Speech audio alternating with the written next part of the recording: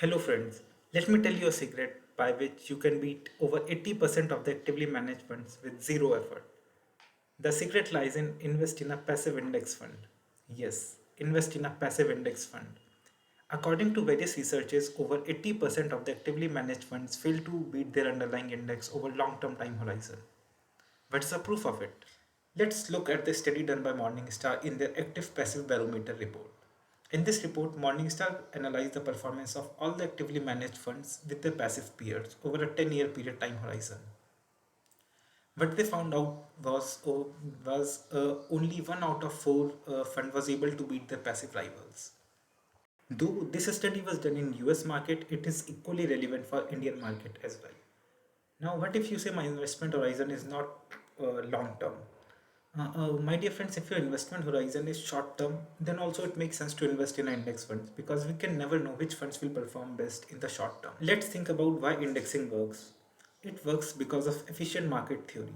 Efficient market theory states that if there is any good news about the stocks, it gets reflected into the prices immediately. Similarly, if there is bad news about the stock, it also gets reflected into the prices quickly. Since all the information is getting reflected into the prices quickly, it is very difficult to perform better than overall market by stock selection and market timing. That's why indexing works. Let me tell you, there are four other advantages of investing in an index fund. First, less expense ratio. Since this is a passive investment and a formula driven, we do not need any research team, any stock selection team to do any research. So the cost of managing the fund is minimal. Second, less transaction cost. Since it's a passive investment, there is no rapid buying and selling. As a result, the portfolio transaction cost is minimum. Third, less drag of uninvested money. If you see any mutual funds hold some cash reserves, and my dear friends, cash do not earn any interest, but an index fund is fully invested into equity, so there is no drag of uninvested money. Fourth, less realization of capital gain taxes.